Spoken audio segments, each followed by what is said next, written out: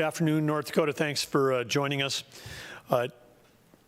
Here we find ourselves not only in the middle of a regional COVID storm, but we find ourselves in the middle of increasing cases at a record level nationally, and we also find ourselves that globally in the Northern Hemisphere, cases are starting to take off. This is the what may appear to be the beginning of the fall surge, which has been predicted since the very beginning last spring when the COVID-19 appeared in the United States.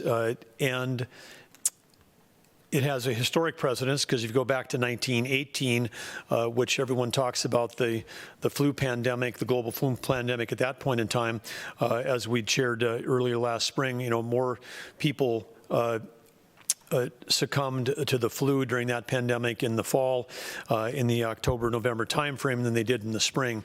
And these patterns can be for a number of reasons, but it appears that as we watched this pandemic spread across our country, well, it first arrived in the state of Washington, but then also being an international hub that it is, New York had a huge number of cases in the New York, New Jersey, Connecticut, Northeastern, and they battled that last spring.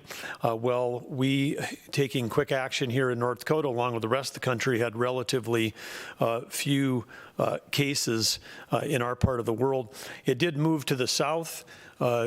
Florida, Alabama, Georgia, Mississippi, Texas, Arizona, and Southern California saw big surges in cases about the time we now know that people were moving from outdoors to indoors as temperatures soared in the south. In some of those summer states, approaching the 90 to 100 degree, the air conditioning came on, people went indoors, and then cases took off. We're seeing the exact opposite here across the northern tier of states. And whether that's from sort of Illinois to Idaho, Wisconsin, and across the upper Midwest and Eastern Rockies, a number of states that are recording records of all kinds right now compared to where we were last spring. If, in fact, this plays out, that the virus can be multiples, and some are suggesting that it could be an activity that could have been safely conducted outside, like a group or family eating outdoors in the summertime. Take that same group, put them in a confined space, indoors without masking, and you could have as much as 10 times the transmission because not only is there temperature, there's also humidity. And when you've got air conditioning, you've got low humidity. And here in North Dakota, when we heat our indoor spaces in the winter, we've got low humidity. And with the low humidity, the aerosol droplets can hang in the air longer.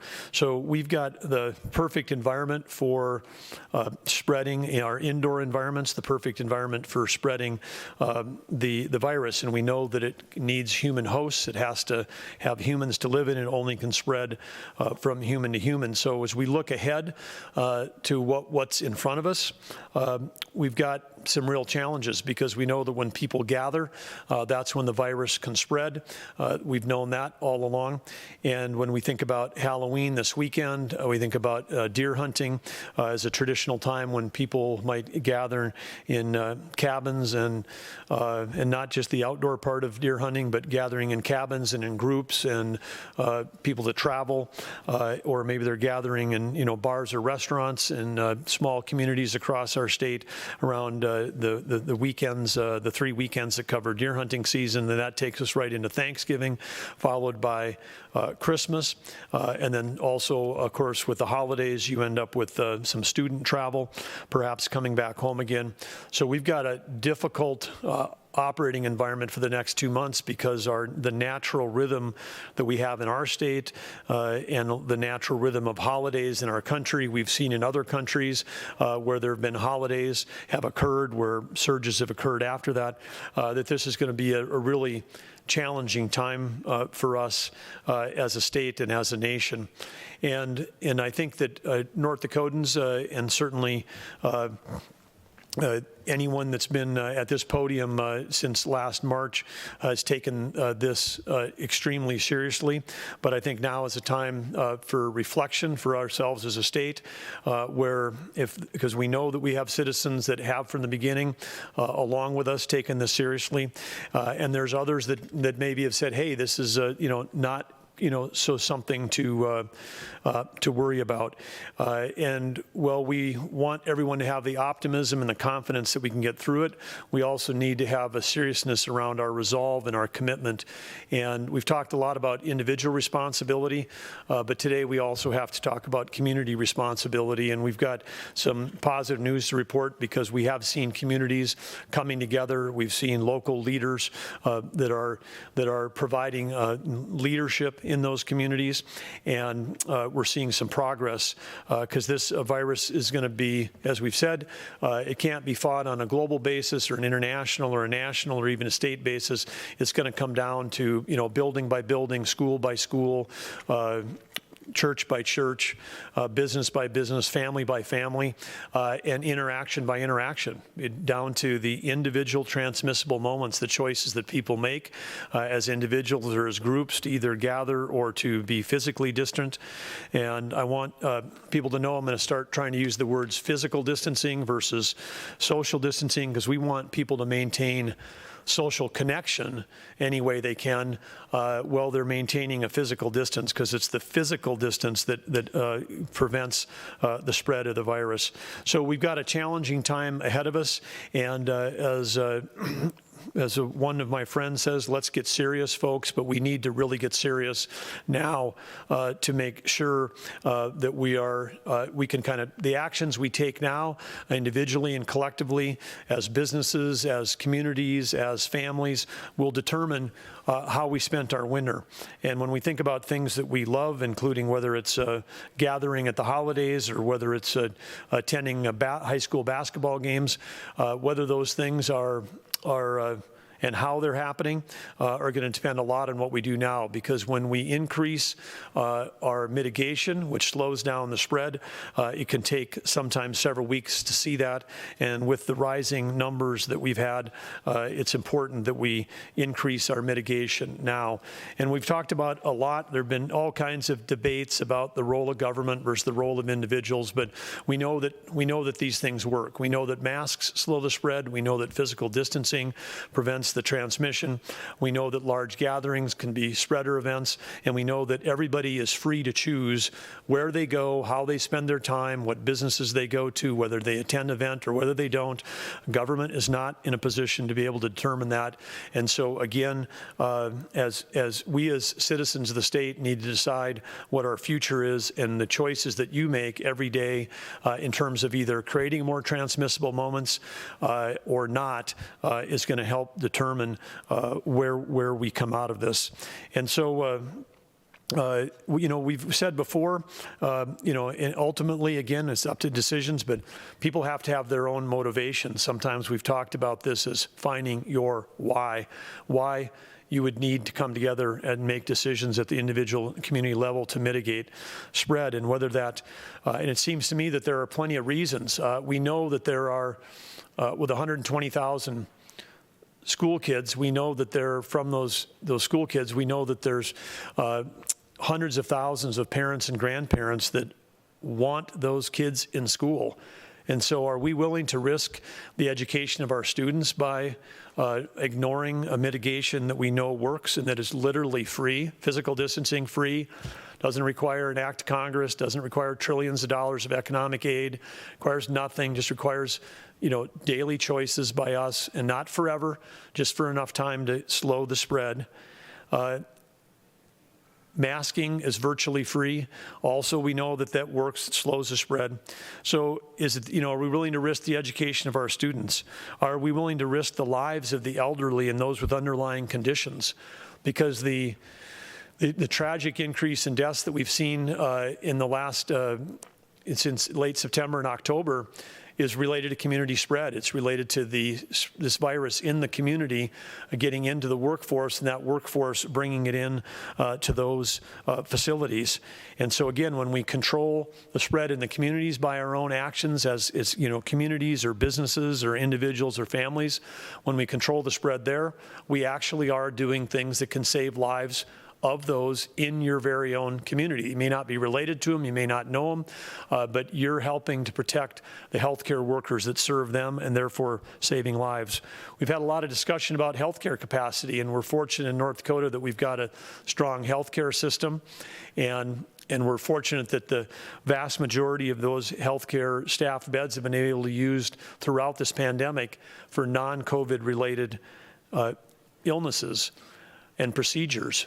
But if we want to make sure that we've got enough for both non-COVID, which for most of this pandemic has been over 90% of the utilization, if we want to have enough for that and enough for COVID, then we also have to not only think about building hospital capacity, because everyone's like, how do we get more beds? How do we get more beds? How about we as a state decide we don't need as many beds? And the way we don't need as many beds is that we do the low-cost, highly effective mitigation efforts of masking and physical distancing. And also, when we're talking about protecting our elderly, we also want to protect our healthcare capacity. One way to protect that is by reducing community spread. We reduce the number of exposures for people that work in our hospitals and clinics because we know that workforce, we can buy more hospital beds, but there's a shortage of staffing. And you might say, hey, well, you can solve the staffing. Let's just get traveling nurses. When we take a look at the next months heading into winter in the U.S., it doesn't even have to be a complete national breakout. If it's just the large regional breakout that we're talking about from the Great Lakes to the Rockies that we're in the middle of right now, within that, we're competing with Chicago, with Milwaukee. I mean, these are cities that by themselves have population multiples larger than our entire state. We're competing with them for workforce, for travelers, for traveling nurses. And so we have to, as North Dakotans, say, hey, there may be no cavalry coming in terms of additional healthcare workforce to North Dakota because they're going to get consumed by the marketplace and other places. So we have to make sure that if we want to make sure that we have enough healthcare capacity, the way to do that is by us taking actions to keep ourselves and our families healthy, because we do not have an unlimited ability to expand and grow the number of staff to support beds in our state. So again, that would be another why to participate in the simple, low-cost, free mitigation approaches that are available to you every day, because you're not only trying to save the elderly and most vulnerable, but you're trying to protect our healthcare workforce, which ultimately could be taking care of you or a family member. So there's a lot of reasons to say why, and of course the other reason to say why is maybe for your own health. I know there have been a lot of folks that are saying, well, hey, this thing's no different than the flu, or it's like getting a cold, or I didn't have symptoms. The reason why they call it a novel coronavirus, is novel meaning new, is because there are no long-term studies. There isn't a study of saying, you know, here are the millions of college kids that got coronavirus 10 years ago, and these are all the long-term health care issues that they may be having. We just don't know that. Those are all unknowns, and when there are unknowns, it's sometimes good to respect the unknowns. And so again, if you have a choice between getting it or not getting it, it might be a choice right now to not get it. And we also say, well, how long are we doing this for? I'm confident that in Q1 of 2021, the beginning of effective vaccines are going to be available. And again, if those vaccines in particular can work well in people over age 70, those could become truly life-saving miracle drugs that help us protect those populations. And that's going to also take a lot of pressure off our healthcare capacity, and will take pressure off some of the needs for mitigation. But for right now, during this time frame of holidays and cold weather and indoor gatherings and low humidity and no vaccine on the immediate horizon. This is a good time for everybody to pause, to reflect, get serious, find your own why, and then make a decision that you can be part of being part of North Dakota that allows us to move through this. We were pleased this last week to welcome Dr. Birx back to North Dakota. We had some very collaborative meetings with both tribal and state and local leaders, all learning from one another. We certainly had a good conversation about the strength of North Dakota's nation-leading testing capability as the foundation of our COVID-19 strategy. And one of the things that we talked about and that came from those meetings is a renewed focus of making sure that we're strategically testing and identifying asymptomatic positives as a way to help slow and stop community spread. Asymptomatic meaning people without symptoms. Often they can be in that 18 to 39 age group. These are the folks that might, hey, I had a headache for a day, I had the sniffles for a day, I just kept on doing whatever I'm doing, going to school, going to work, going to gatherings, wherever those might be, whether it's athletic events or bars or church. But in the process of doing that, these individuals could have been spreading and spreading rapidly. We know that asymptomatic positives are one of the sources of spread. And so as we if we can identify asymptomatic positives, people that have no symptoms, and then get them out of circulation, so to speak, get them into isolation. We have with this level of community spread, there are likely thousands of unidentified asymptomatic positives that are out there, and if we can identify them and get them to not be spreading, that again is going to be a part of a strategy which will reduce pressure on our healthcare system and on all of our other institutions. So as we move forward, we want to express our gratitude to the local leaders across the state who are encouraging and incenting communities to work together to slow the spread. There's a number of great examples of that. The Bismarck City Commission approved a pandemic mitigation strategy this week. Mayor Brandon Buczynski, the Grand Forks City Council, approved a measure regarding masks in Grand Forks. The Mayor Dick Johnson, Devils Lake Commission, did the same in their community. Jamestown Mayor Dwayne Heinrich enacted an executive order related to face coverings that's going to be voted on this week. And with just those measures alone, Bismarck, Devils Lake, Fargo, Grand Forks, Jamestown, Minot, Valley City, West Fargo, and all 5 of our tribal nations with whom we share geography have already previously had in place either strategies or mitigation or mandates related to mask. We now have over half the state's population and nearly all of our metro areas with some kind of mask measures in place.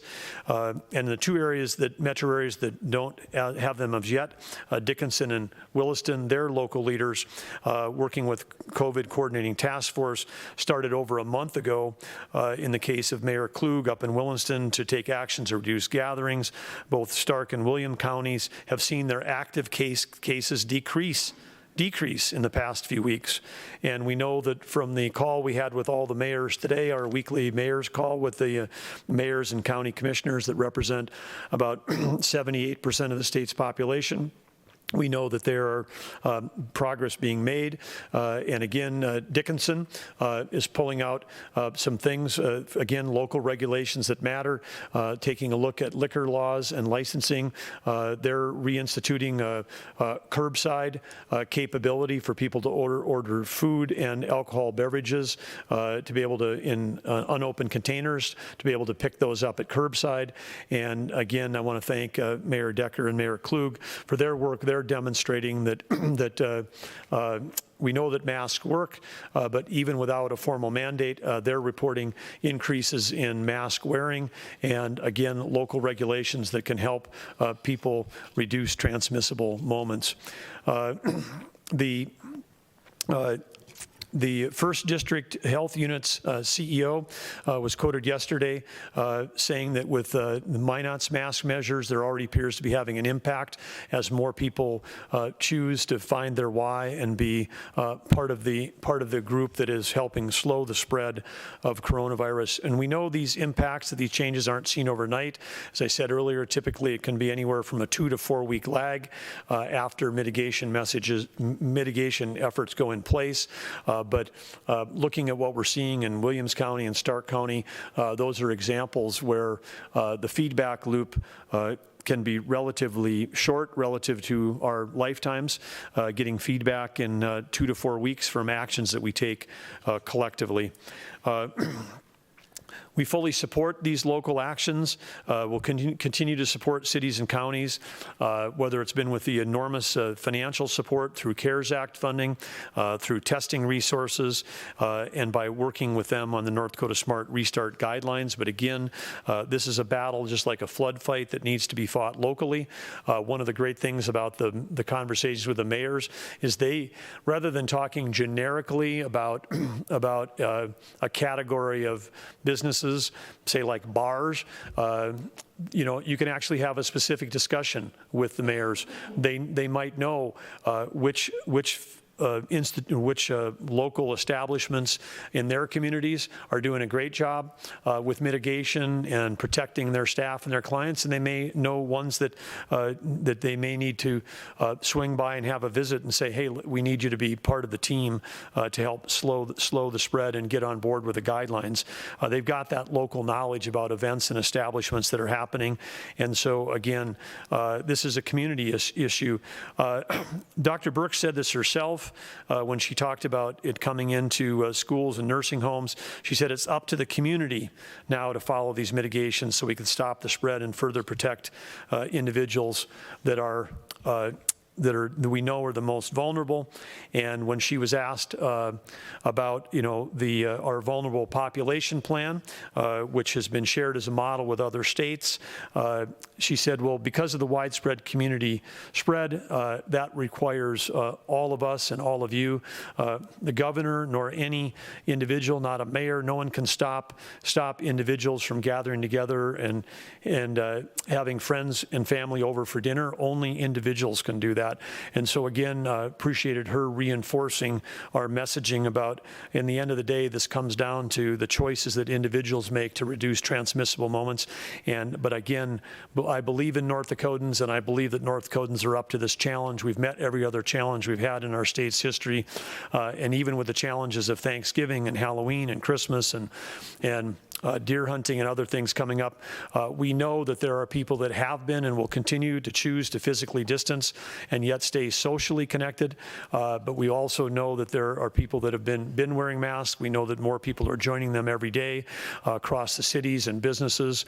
Especially want to thank the chamber here in Bismarck-Mandan that was supporting that, because again, when we see businesses that are putting in mask efforts for their team members and their customers, they are also playing a part in helping to protect the financial health of those businesses. And when they do that, they're protecting the economic health of the community, because all of those businesses, if we can help keep them open, they're paying the sales tax that helps pay a lot of things that we hold dear in community, even supporting everything from, you know, infrastructure to all kinds of basic government services. Let's take a look at the numbers that we're watching right now.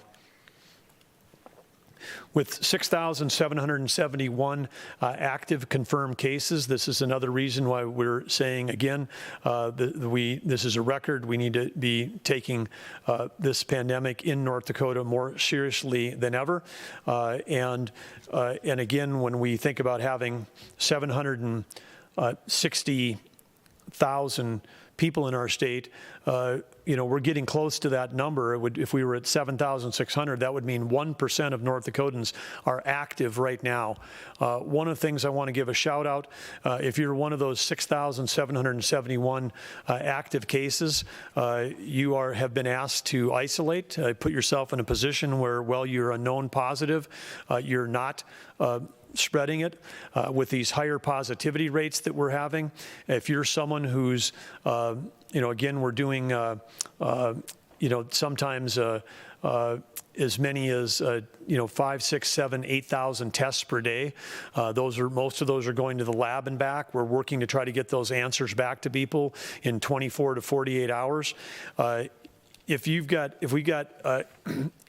doing 8,000 tests a day at a 10% positivity rate, that means there's per day about 800 people that are likely positive at a 10% rate that are waiting for your results. So if you're waiting for your results and there's a 1 in 10 chance you're positive, that would also be a very good time. You've been asked to isolate until you get your results back.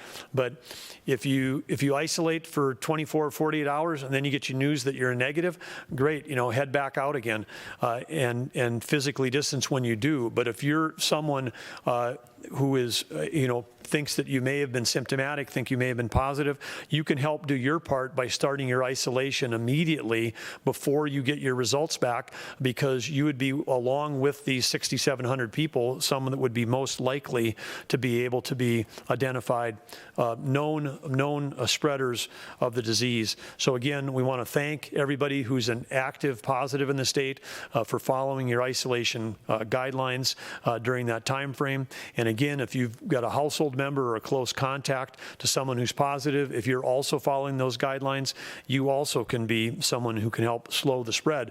So again, everybody's got something to do to help out, but actives and close contacts of actives, you've got even a more special responsibility to be part of us bending the curve right now. This 12% positivity rate over the last 7 days, that's a 7-day rate. That's the highest we've had at any time in the pandemic. Our current hospitalization at 184 is also at the top. We talked about this earlier, that we want to make sure that we're doing things to preserve capacity because of the potential, pending strain or shortage nationwide of hospital staff that would come with this fall-winter surge. And again, I guess we're off a little bit from the peak here because 192 a few days ago, but 184 near the top in terms of patients that are hospitalized due to COVID. When we take a look at the 14-day rolling average, it's the 14-day, it lags a little bit because just the nature of having 14 days worth of data in there, but it's climbed over 10%.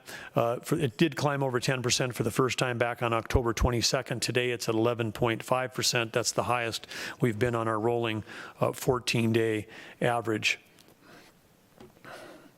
When we take a look at the active COVID cases around the state, we have, again, with the increase we've had, some areas have been rising rapidly. On this slide, the darker the county, the higher number of active cases. This is just the numerator, not divided by population. But again, we see Cass and Burley-Morton, again, leading the state in terms of number of cases. As I've said before, if you're someone that lives in an outlying area that's a county that's got a few cases, but you plan on shopping or traveling or going to an event or going to an appointment in any of our large metro areas, you can see there that our 4 largest metro areas, Bismarck, Mandan, Minot, Grand Forks, and Cass County, also have the highest number of cases.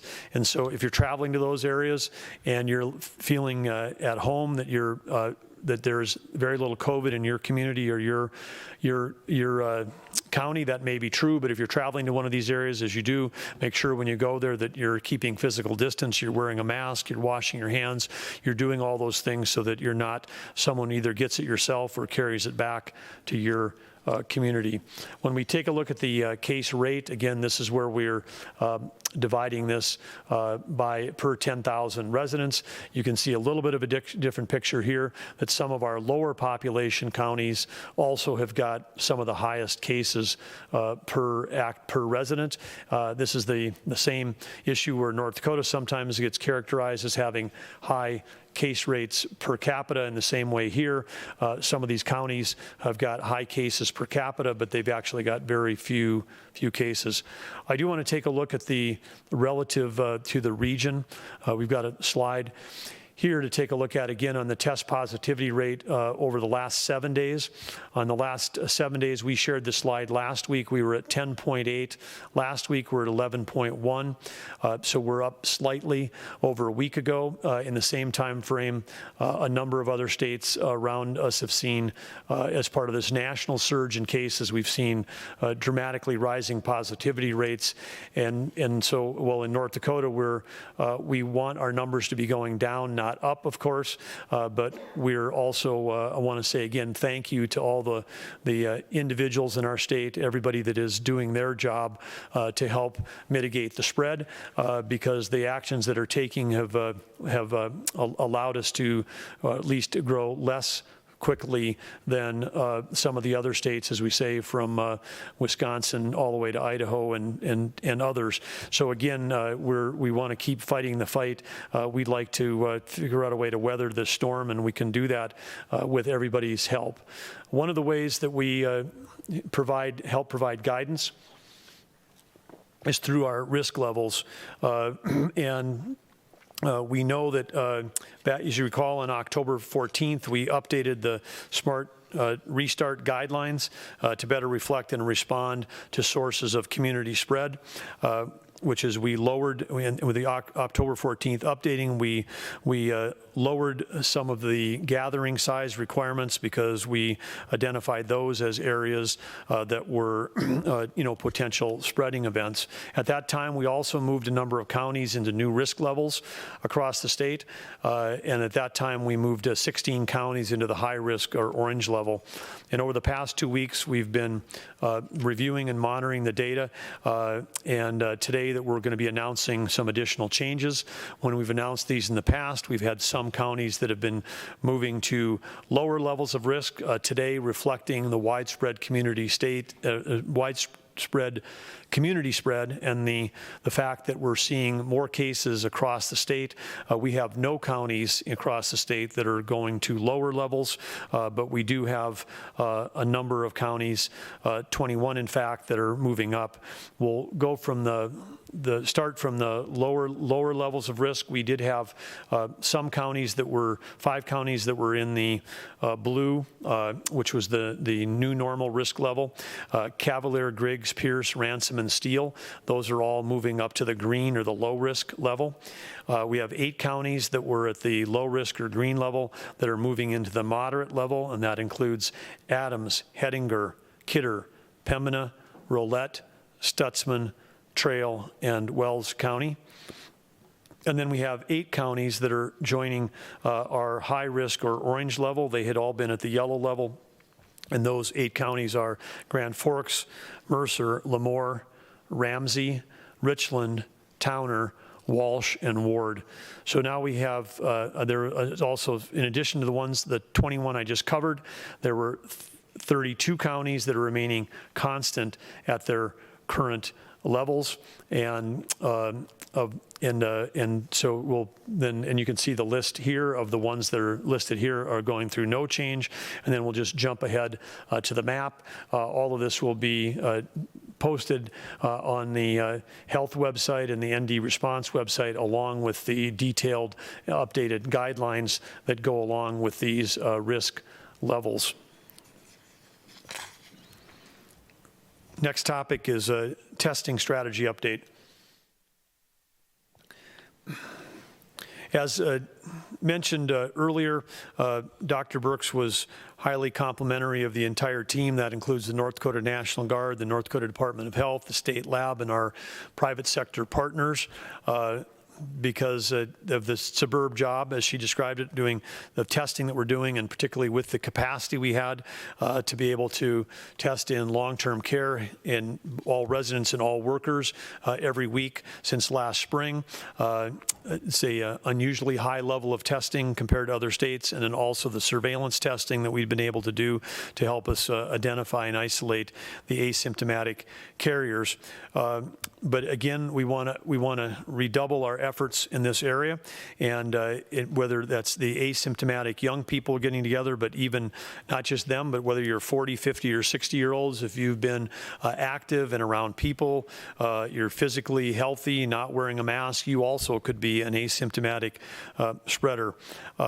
One of the areas that we're taking a look at, I know there's a meeting that is happening right now while we're here talking about the universities to get even more testing, more students more regularly within higher education, because this would be, whether it's at our community colleges or our universities, our 2 years and our 4 years around the state, this would give us visibility into 11 communities and into a population that we could identify and test regularly that would help us really understand community spread and could help us identify perhaps thousands of asymptomatic positives that could, when out of circulation, really help us flatten the curve. Another tool that we have, all the testing we've done in North Dakota, not only we've done more testing per capita than any other state, and when we've done that, we've also been doing that without any pooling testing. That's where you take multiple samples and put it in one vial and run it through the machine. And we've done it all on PCR in lab. This is the highest, gold standard of testing. So we've done more testing at higher quality testing, two of those things, than any other state. Now we have the opportunity here with the new purchase by the federal government, and they'll be, between now and the end of the year, they'll be sending 220,000 Binax Now rapid tests to North Dakota. These are point-of-care antigen tests that can diagnose coronavirus infection in as little as 15 minutes. About 61,000 of those have arrived that are in the state's possession, and then there's another 61,000 that are arriving at our long-term care facilities. These do require still a lower nose swab and to do it, but it's the lower nose, but again results in 15 minutes. This helps us take some slack out of the system, because if you identify someone who's a positive right now, then they can begin taking action to not have transmissible moments with other people versus waiting 2 days or more to get your results back.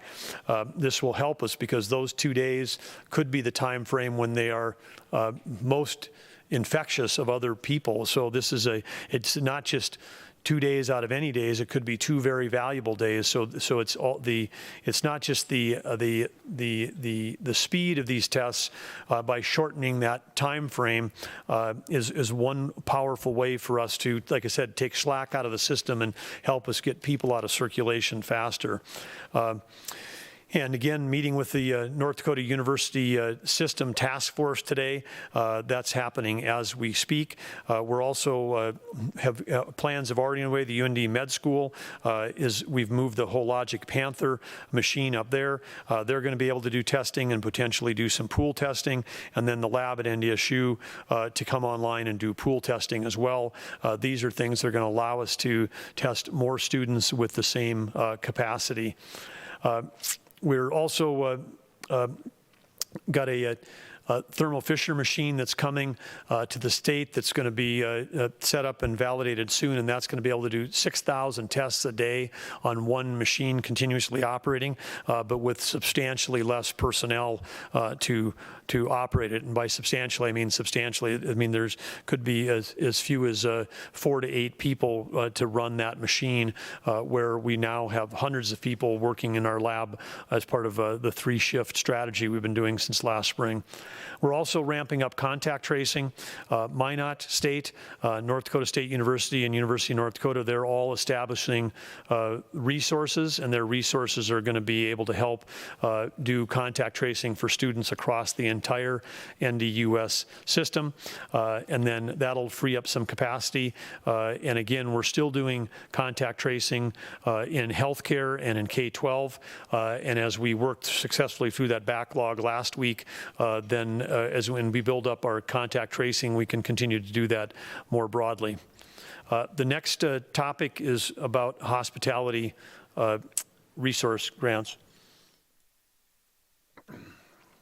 Resiliency grants, thank you. As a lead into that, we want to remind people again, the budget section met yesterday. They approved the $221 million of the CARES Act funding. That brings to the full deployment, or the $1.25 million that was given to the state last year by the feds. Over half of that money, the CRF funds, went to supporting individuals or businesses because, again, as we're working on a balance here of containing and slowing the spread of the virus, but making sure that the economic livelihood of our businesses and our communities and our state continues to survive, we're finding strong success in that balance. We have the 4th lowest unemployment rate in the nation at 4.4%. That was in September, and that's even with the large oil field unemployment that we're seeing due to the demand shock that happened even pre-COVID. We know that unemployment is double digits in some of our oil field counties, so the fact that we're at 4.4 statewide would tell you that we have some parts of the state where the unemployment must be in the 2 to 3%, which would be among some of the lowest pockets in the country. And so, again, hundreds of millions of dollars going out for individuals and businesses.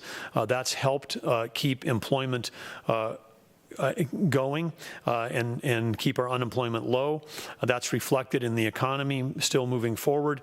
Our sales and income tax collections are over forecast, and our general fund revenues are $92 million ahead of forecast through September of this year. That's 15 months into a 24-month biennium.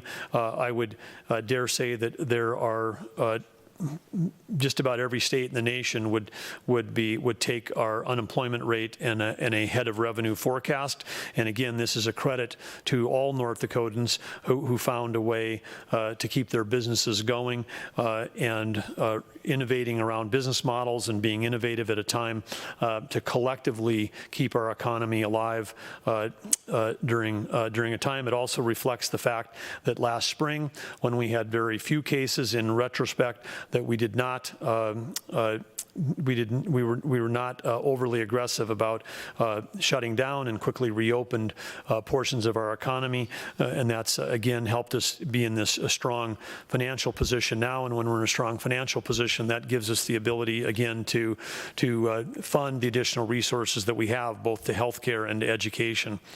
But one area we know that is still really hurting is the hospitality industry, and whether it's less travel because more corporate travel is way down because people are conducting businesses via electronic means. Conferences are way down, and so that's hurt the event space. We know that bars and restaurants and others have been affected by the pandemic.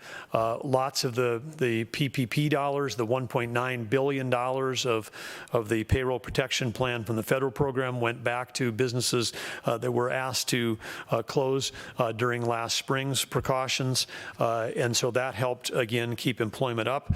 But as they've reopened, business has been challenged, and so we are repurposing some of the prior dollars, and the legislature yesterday approved more dollars, and so now we have a new grants specifically targeted. The economic resiliency grants are going to be helping those businesses and industries affected by COVID-19.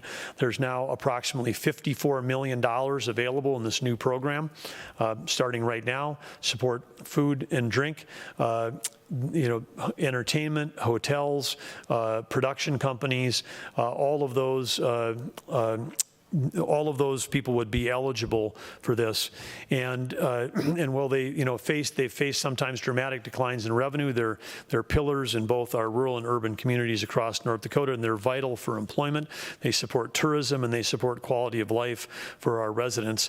There are about 3,000 business establishments that cover these areas that have been identified in North Dakota, and the hospitality ERG will be used to reimburse their costs they can use it for operations, payroll, rent, utility, technology, and other expenses that comply with federal guidelines. These hospitality ERG grants are going to have a little more flexible approach to them than some of the grants that we're giving out earlier. The maximum grant per entity is $25,000 and $75,000 maximum for an entity that might have multiple locations. And any entity that receives grants for more than one location is eligible only for $25,000 per location. And once you receive these dollars, of course, then those businesses are required to comply with the North Dakota Smart Restart protocols per the county guidelines that are out in for wherever that business is located. Businesses that receive funding from the first ERG round, they are eligible to apply for a second round of expenses for expenses that were not previously covered. You may not submit receipts for the same receipts for both, but if you had some items that were not approved in the first round, they could be eligible expenses for the second. Again, more information about the hospitality ERG application process will be available at ndresponse.gov, but don't waste any time. These grant rounds are opening soon, and this money all needs to be distributed in compliance with the Federal CARES Act before December 30th. Secondarily, I also want to acknowledge again the legislature yesterday, the Emergency Commission a week ago, the legislative budget section yesterday approved the application deadline for the COVID-19 PACE Recovery 2 program, also known as the CPR 2 program. They've extended that to November 30th. They've added $20 million to assist businesses with interest payments accrued between April 1st and September 30th. This is funded by CARES Act dollars that were assigned to the Bank of North Dakota, and North Dakota business owners can work with your local lender to apply for funding up to $50,000 that covers the accrued interest payments. And again, this, even though it's the Bank of North Dakota, I want to make sure everybody understands this is not a loan program. The Bank of North Dakota is administering a grant, and like the other PACE programs that we've had in our state for decades, the PACE program is an interest buy down. And so if you've got your proof of having paid interest between April 1st and September 30th for your business, you can apply. Hospitality businesses, you can apply for both the grant, the ERG grant, and for the BND interest buy down. So again, as we ask those hospitality businesses sometimes who are affected by the restrictions related to the restart guidelines as coronavirus cases go up and occupancy levels may go down, we're asking people to participate and help slow the spread, but we're also offering through these two programs support in the form of grants from the BND interest buy down and grants through Commerce for the economic resiliency grants. Next topic, child care survey.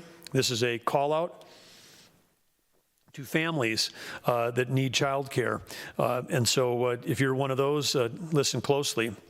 We know that child care providers have been a key partner in the fight to slow and stop the spread of the pandemic. They've been caring for the children of our essential workers and supporting our workforce, including healthcare workers, to be able to work. And thanks to the hard work of the Department of Human Services, the support of the Emergency Commission and the legislature, more than $40 million has been invested in the program, which was created specifically for North Dakota, called the Child Care Emergency Operating Grant Program.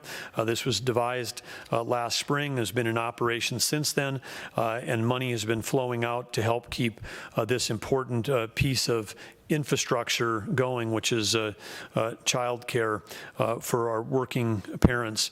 The grants have helped over 850 child care providers, both large and small, navigate the ups and downs of attendance and with the added health and safety practices and the staffing challenges they face. So again, our gratitude goes out to these 850 child care providers. Like all businesses, they've been navigating some uncharted waters. To go forward, to access quality child care, that remains an important part of our state infrastructure for our families, for our communities, our schools, and our workforce. And with that in mind, North Dakota Human Services, in partnership with Child Care Aware of North Dakota, is launching a child care survey to assess the impact that COVID-19 has had on access and use of child care since March, and to help better understand what working families may need going forward. The survey will provide valuable information to our lawmakers as they return and to agency officials going forward. It'll be shared with all the members of the Child Care Aware of North Dakota. And again, it'll help operators to understand needs, but all North Dakota families whose households include children ranging in age from newborn to age 12. So if you've got a newborn to age 12, and even if you aren't getting child care because you can't access it, we would encourage you to also take the survey. Families can complete this short 10-minute survey online at ndchildcare.org. If you're unable to complete the survey online, there's also an 800 number, 800-997-8515. Press 1 to speak to a child care data and referral specialist. We're giving this announcement today because the survey closes this Sunday, November 1st. So you've got a few days, take some time tonight or this weekend to respond to that child care survey. Next topic is behavioral health. As we have since the very beginning included an update on behavioral health as part of these briefings because we know that in addition to the physical health associated with the potentially deadly disease of COVID-19, we know that everything related to the pandemic is also putting stresses on people's lives in ways that support their, or that can erode their mental and behavioral health. This was really highlighted. We had a fantastic 4th annual Recovery Reinvented yesterday. Over 2,700 people registered. At times during the day, there was over 3,000 different IP addresses all tuned in. All of the presentations from yesterday are going to be available at the recoveryreinvented.com website in about 2 weeks for replay, but a number of the key speakers, including national speakers, that talked and reflected on the important part of behavioral health during this time of COVID.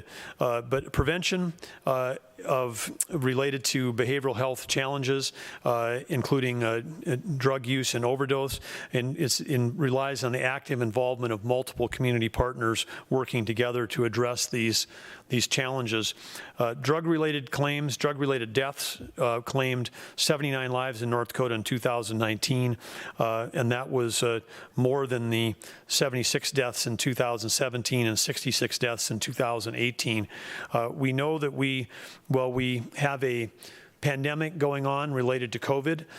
There was another healthcare crisis, perhaps the largest in the country prior to the pandemic, was related to drug use and overdoses. Close to 80,000 people a year still dying in the United States due to drug and overdose related deaths, and of course that doesn't include all the deaths related to alcohol, which are a big contributor to the 40,000 plus deaths that happen every year on our highways. The Behavioral Health Division has been awarded funding from 2 federal grants. They've passed that on to 23 local public health units in the state to address substance abuse and opioid prevention, treatment, and recovery services. The department is going to be distributing $1.5 million over 2 years to 12 local public units to fund prevention programs targeted at underage drinking and an adult binge drinking. Thirdly, the Behavioral Health Division is providing funds ranging from $20,000 to $180,000 to 20 local public health units to address local needs and gaps specific to the opioid crisis.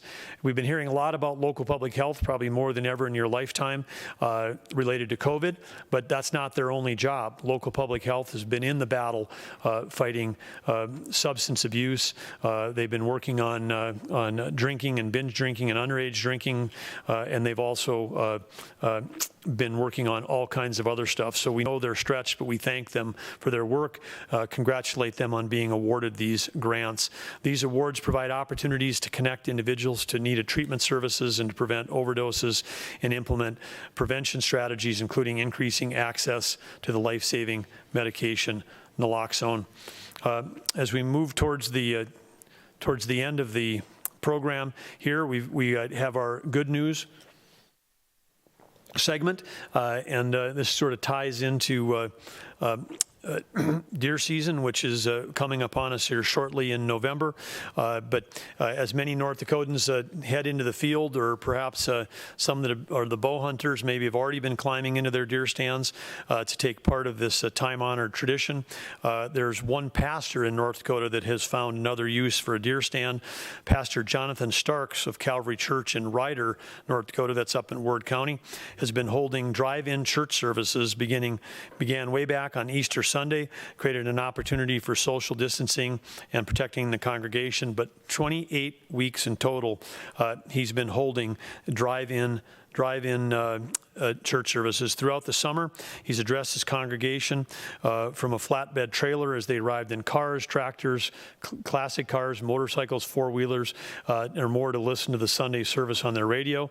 As the weather gets colder and Pastor Stark needs more additional elements, so instead of doing it from a flatbed, area resident Rod Johansson has offered his deer stand. So this Path Sunday could be a first in our nation. Pastor Starks led his first service from the deer stand. He was, of course, we had unseasonably cold weather. He was armed with only an electric heater and had about 70 people.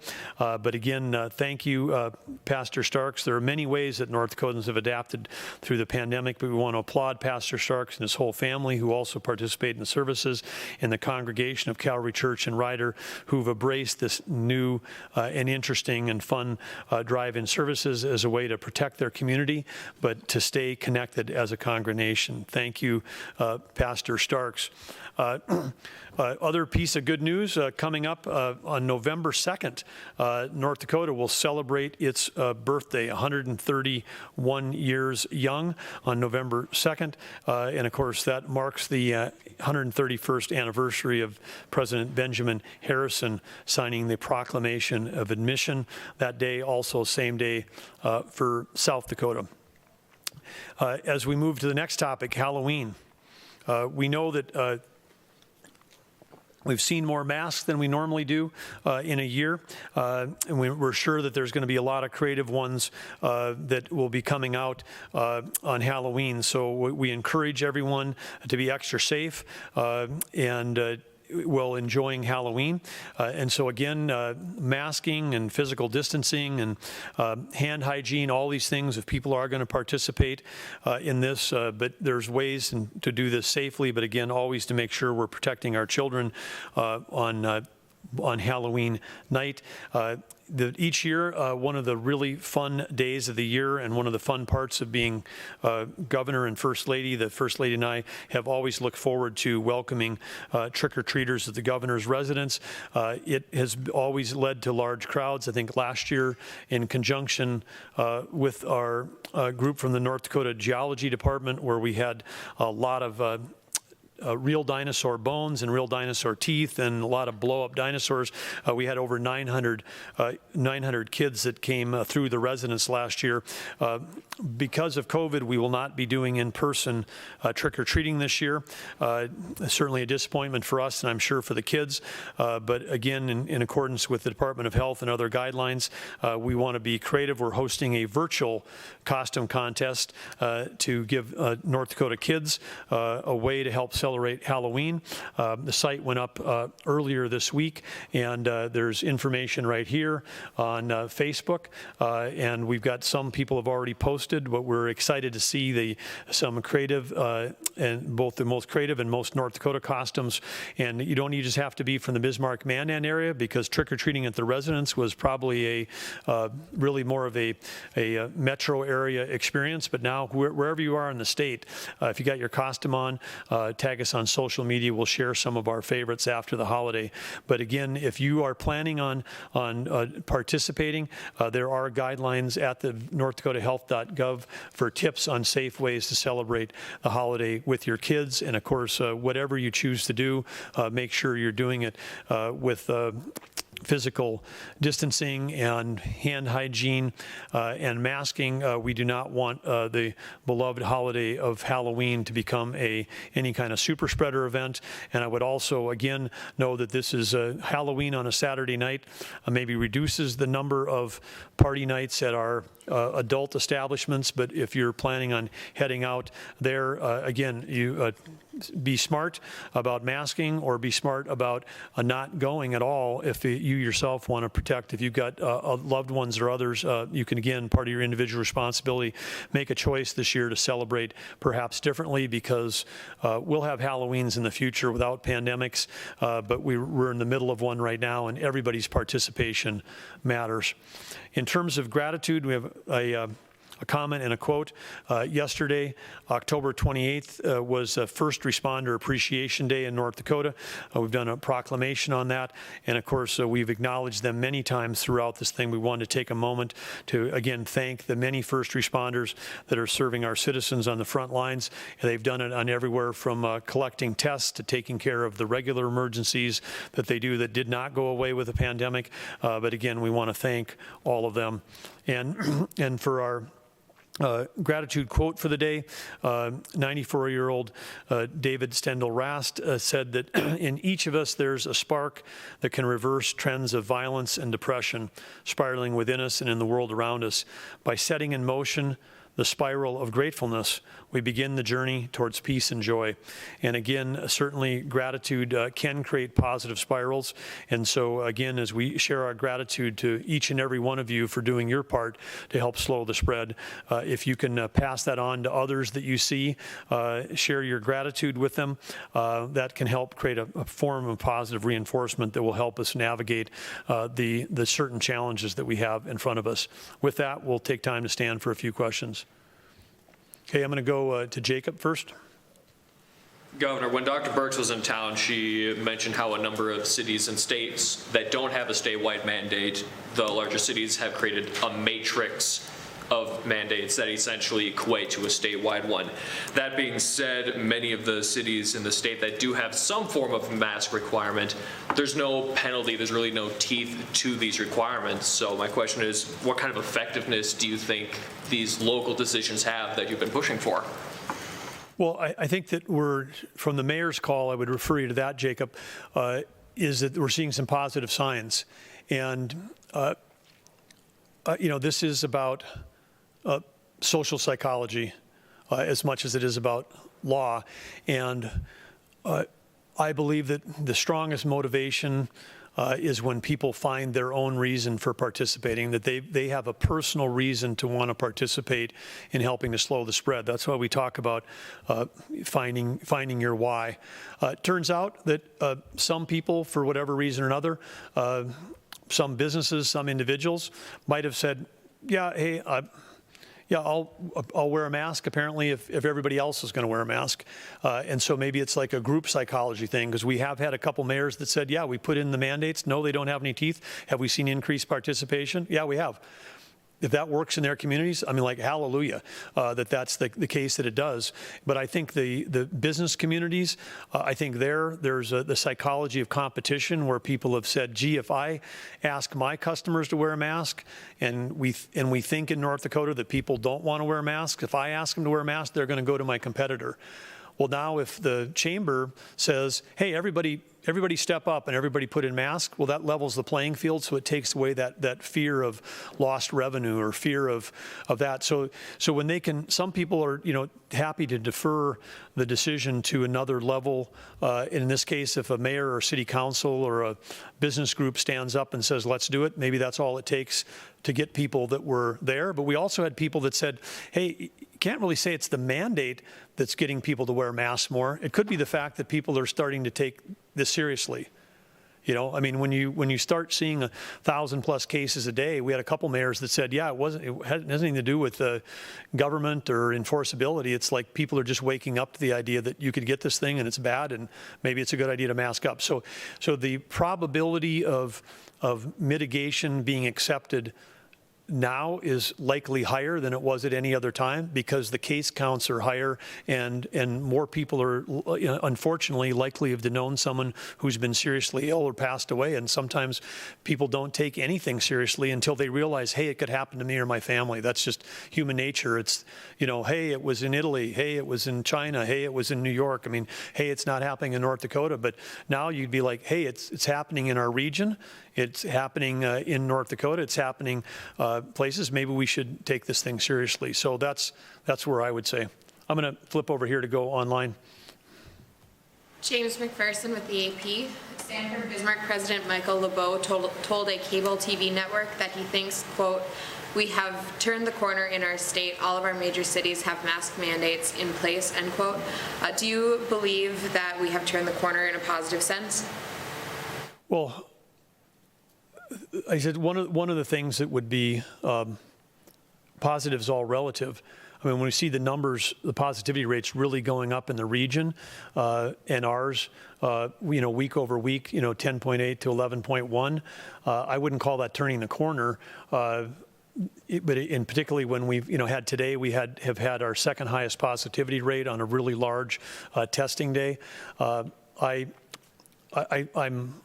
are signs of optimism, but I'm not going to say we've turned a corner yet, because I think we need to have more. We need to see that the participation, the people finding their why, that people joining in for whatever reason to start slowing the spread. The percentage of people doing that goes up, and we've got to make sure that we've got really, high compliance on people that are positive, making sure that they're isolating, and I'll be more confident when we've got our even more strategic testing strategy going, where if we could be pulling out thousands of more asymptomatic spreaders every week, then that would, I think, would also be something that would give us another piece of hope that we're going to turn the corner. But right now, with the level of cases that we're seeing right now, I think this is not a time for us to do anything but to get more serious about getting more people on board with appropriate mitigation strategies.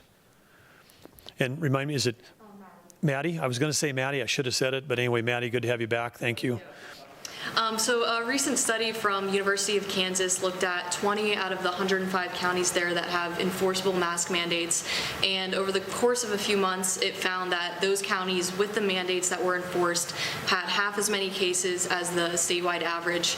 So you mentioned that if you saw research showing that mask mandates work, it could be a consideration. So what do you think about that study? Well, I've looked at studies like these, Maddie, and I've looked at ones at the state level too.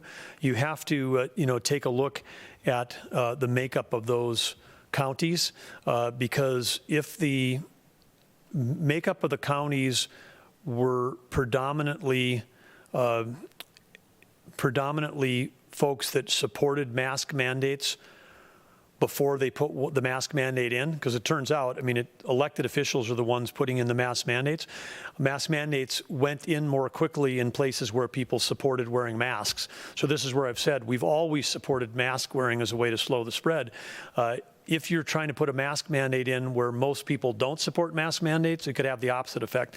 So I think you've got to, in the world of statistics, you'd have to take that data and then take a look at the populations of where those represented and who's in those and what was their propensity to already be wearing a mask before they put in the mask mandate. Because it's if they've slowed the spread, it's because of mask usage, not because of the mask mandate. And like I said, mask mandates went in quicker where mask usage was higher. So you could find correlation in those kinds of studies, but not causality. And so I think masks lower the spread. I think mask mandates can be at times correlated to that, what you're showing, but it may not have been the cause of the slowing of the spread. It's the actual usage of the mask. Because you've got places where you've got mask mandates, like, say, Wisconsin, where they're having record cases and record deaths and record hospitalizations. And so then would you say masks don't work? I would never say that, because there are people that are wearing them in Wisconsin they're part of the solution. But so it's the causality versus correlation. But I dove into statistics there. Sorry, Matt, fire away. Kind of to follow up on that, you've said several times that mandates may decrease participation. What studies are you referring to support that claim? Well, I think that you don't have to go any farther than our own state or other places where you have seen that and again, here we are talking. We're not talking about the pandemic. We're not talking about how to slow the spread. We're talking about whether you have a mandate or not. We're not talking about if we want to talk about the effectiveness of masks, we should talk about that, because we've been saying that since day one. But if you have a 6-hour city commission meeting in a community because people are adamantly opposed to wearing masks, this is where, again, you can have people reacting to the mandate, and then they may not wear a mask as part of I'm protesting being told to wear one. That's, again, psychology or a belief system versus where we're really trying to do is get people to figure out how as humanity we're all connected to each other. This virus moves from human to human.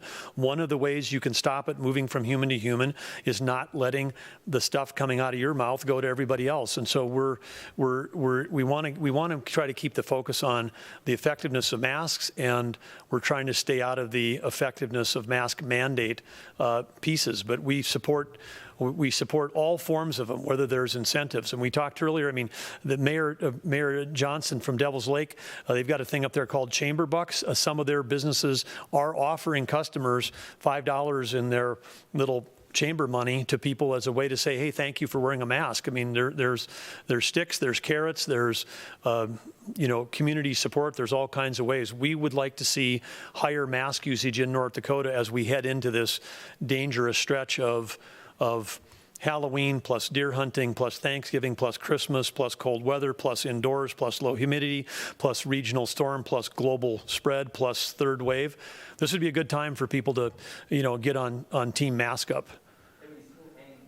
Have you heard of any stories, though, where mask usage decreased because of a mandate? Are there any specific examples? I'll let you, if you guys want to keep battling mask mandates, I mean, it seems to be quite an obsession of the media. I'll let you guys deal with that. We're going to try to get the numbers down in North Dakota. So we'll keep doing that. Jack? I'd like to ask about masks at the Capitol, Governor. The legislative leaders have endorsed a mandate for the legislature, and I'm curious how Bismarck's mandate might affect use at the Capitol, since every person within the city of Bismarck shall wear a face covering in all indoor settings open to the public where a person is exposed to non-household members and where social distancing of 6 feet or more cannot be assured. Would you plan to issue a mandate for the Capitol building? No mandate's going to be required because what their team is, the continuity of government team, I believe, put out support for this yesterday, and they also did it statewide because we've got state employees in Fargo and we've got state employees in cities all over the state. We basically said, hey, we support people participating and supporting the local, whatever the local guidelines are, then state employees as citizens of those cities should be following that. If you really want to get into the fun weeds of the thing, then when the Capitol was first built here, and even pre this building in the 1930s, this was outside of Bismarck. The actual land here is not part of the city of Bismarck. It has its own zip code. And so the police force would not have first jurisdiction here. The highway patrol would. This would be it's kind of, I don't want to call it like a DC type thing, but having all that, if you want to go into the deep weeds, if someone is really into it, maybe Dave has researched this years ago, but it's there is a kind of a different set of relationship between the Capitol grounds per se, not other state buildings in Bismarck, but the Capitol grounds in the city of Bismarck. But having said that, that's all like in the weeds. Here in the Capitol, as part of the continuity of government, we're supporting the Bismarck rules here on the Capitol grounds as well. What did Dr. Birx tell you directly about a mask mandate? We talked about lots of different things, but she did not tell me anything directly about mask mandates. I mean, what I heard her say was, you heard what she said in the press conference, and she again supports, and then she came back. I mean, she took issue with how her meeting was reported. She got involved in North Dakota media following that, and made her very clear in that. So I think there's both what she said when she was here and what she said after she'd leave. I think her record can stand for herself on what she said on that. I've got I'm going to go Adam, and then I haven't done online yet? I did one. Okay, I'm going to do Adam and one online, and then we're going to wrap up here before 5. Adam? One more question on the mandates. You've previously raised some skepticism about whether, or been hesitant to enforce them been hesitant to apply them because you said you didn't think they'd be enforceable. Do you think these local governments have put down rules that won't be enforceable? I think, again, it's we're in the weeds of enforceability. I think what matters to the state of North Dakota, if our businesses are going to be open, if we're going to have kids playing in gyms full of spectators with, they might be wearing masks, but if we're going to have basketball games this winter and not canceling, if this thing keeps going at the rates it's going around the country, you're going to see all kinds of things. You could see a return to businesses being shut down. I know that in some other cities, I think in Chicago today, they announced that they're suspending indoor dining, which I think means you're suspending dining in Chicago. They got weather that's pretty similar to ours as we head into winter. You're going to have that. We in North Dakota have a choice. We have a chance to keep our kids in school, our businesses open, our economy going. We have a chance to do all that, but it requires everybody to figure out a way to keep physical distance, and if you can't, then to wear a mask. And if we can do those things, avoid large gatherings, use hand hygiene, we have a chance to, we can shape our own destiny. We can do that. That's what we have in front of us. And like I said, doesn't require government mandates, doesn't require any of that to do that. It's just people making the choice. And I still believe, I've said it before, I think there's something way more powerful than government, and that is an individual's love for their family, a love for their community, a love for their team. These things are powerful motivating forces, and we know that in the land of liberty that this country is and this state is, that some people actively resist when the government tries to do something, and I completely understand that.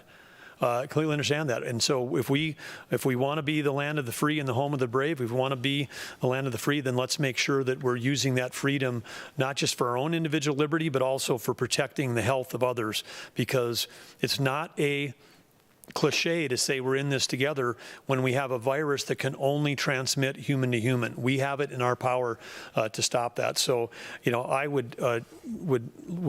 am thrilled to see local leaders at all levels, whether it's business leaders, mayors, county commissioners, faith-based leaders, civic leaders, healthcare leaders, everybody doing what they think they need to do locally to help get increased participation in mitigation, because that's the goal here. The goal is not about, it's not the person with the most number of mandates wins. It's the people that have the fewest number of cases is the one that wins. And the way we have the fewest cases is we have the highest amount of participation. And maybe think back to your own life. When did you really enjoy participating? When you were being told you had to do it, or when you really wanted to do it? And I think we know the answer to that. It's as old as human history is, and it doesn't matter whether it's piano lessons or pick the thing that you didn't want to do when you were a kid and were being told to do it, that maybe you wished later you did, but pick that thing. And it's like, again, it's motivation is strongest when it comes from within. And so let's just understand that. And as a state, we're small enough that we got enough local leaders here, local leaders leading the charge, setting the pace, being role models. Parents, doesn't have to be elected leaders. Parents can be. I've talked to parents that say, I've got to talk to parents that said, hey, my 14-year-old is coming home and saying, hey, Dad, you can't go out of the house without a mask. We got 14-year-olds that are leading. The kids are saying, we got to wear them at school. We're not going shopping without that. So, leadership comes at all levels. And we've got some youth in the state that maybe are going to show us the way too, because they'd like to stay in school. They'd like to play basketball. They're motivated.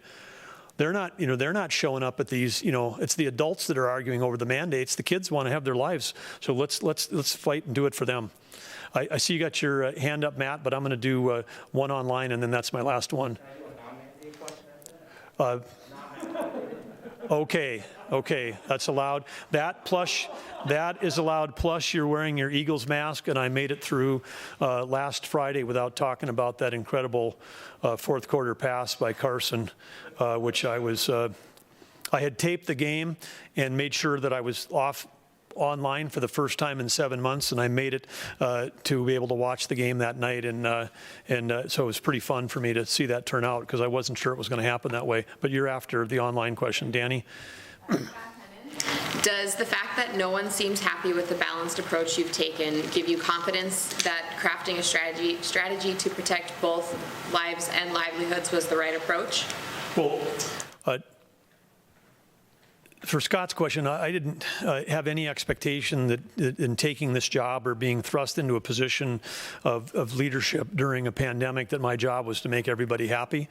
And I think if we've got people on both sides of every argument that are not happy with us, and we do have this balanced approach.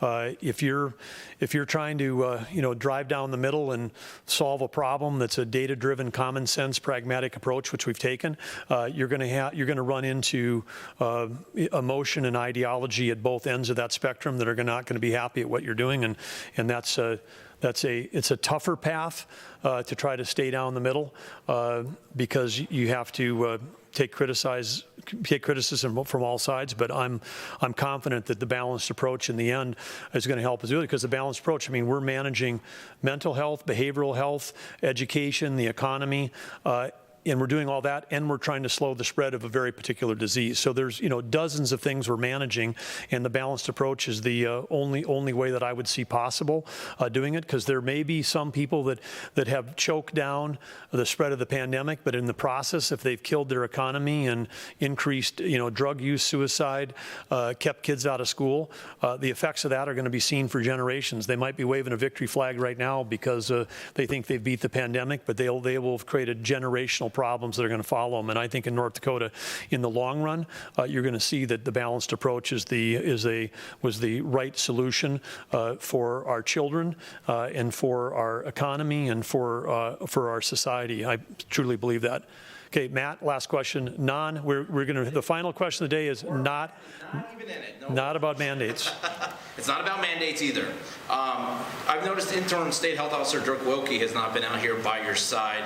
Some have pointed out or wondered, is that giving the perception that the administration is battling the virus from a business perspective rather than a medical one? And I looked into his background. He never even studied medicine. He studied business, law, and communications. Is he the right guy to help lead us through this pandemic, and why hasn't he been out here to answer questions? Well, Dirk's been a key part of this and been a sort of a steady person at the helm as effectively the chief operating officer of the Department of Health, and we always had this division, and I think it's going to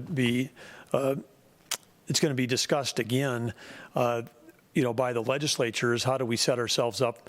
How do we create a role where you can recruit and retain people and set them up for success who've got the medical expertise? Because if you have someone with the medical expertise, they often don't have the operational expertise which you described. And right now, the logistics around taking a lab from, under 200 tests a day to over 6,000 tests a day, going from 10 contact tracers to 450 contact tracers, the number of IT issues, because there's an IT issue and everything, the level of business, IT, logistics, planning, scaling, hiring, interviewing, that no other agency has ever had to scale. No other agency probably in the history of the state in 131 years has had a scale like this one. So everything they're doing, plus with our chief operating officer, Tammy Miller, plus with General Dorman, I mean, we have had thrown a ton of leadership around the health department.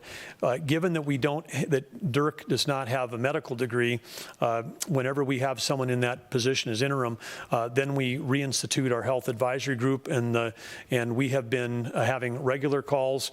Tammy Miller, I don't know if it's every day or multiple times a week, but Dr. Wynn, who's leading the strategy for the state, Dr. Carson at NDSU, and then a bunch of other people that we have, epidemiologists, Kirby Kruger and others that work in the health department are all part of the strategies all the time. And I've been on Zoom calls with all these folks, or not Zoom, I guess it's Microsoft Teams calls here, but we are we've got plenty of involvement from healthcare professionals throughout this. But it's a holistic approach. both the green team, which has been reestablished in the last month, also includes medical professionals from local public health, and then the Unified Command has also got input. So we're getting input from the healthcare community every day from multiple sources, in addition to everything we're getting from all of our calls with long-term care that Chris Jones has all the time, and all of the stuff we're doing with the hospital leaders. So we're a healthcare community, both individually, collectively, deeply involved in all these strategies. Have someone with a health background, especially during a pandemic, leading the way, wouldn't that be a good qualification for that position? Absolutely it is, and by law, the state health officer has to have medical qualifications, and finding someone with the medical qualifications who's willing to take a giant pay cut and assume enormous liability for decisions they make, turns out that's a hard position to fill. And we've had 3 very good health officers this year, and as I have said before, I would have offered to write references for all 3 of them. Anything that says that that there was a conflict between me and any of them personally, that's just not true. And but it's just a super difficult position to fill, and super difficult position to execute against. But right. What's that? Have you had any applications? We have had applications, and the position is open, and we'll continue our search to find someone. But I think there's also going to be there may need a legislative solution in here that could be related to pay, could be related to liability protection, could be related to structuring, and to make sure we got both a health officer and a business operating officer. But nothing in code anticipated that an agency was going to have to scale the way this one has had to. Like, again, not just a little bit. I mean, we're talking 20 to 30 times. You're not even halfway through a biennium, and you're doing 20 to 30 times more activity across key functions in epidemiology, in the lab, and in the medical cache, and all the other things than you thought you were. I mean, this was out of the range of any plan that I'm sure any health department had in the country. Does the job pay? I realize it could vary. I think that's your 4th question on this follow-up thing, but thank you for not having any of them be mandate related. Okay, take care, everybody, and happy Halloween.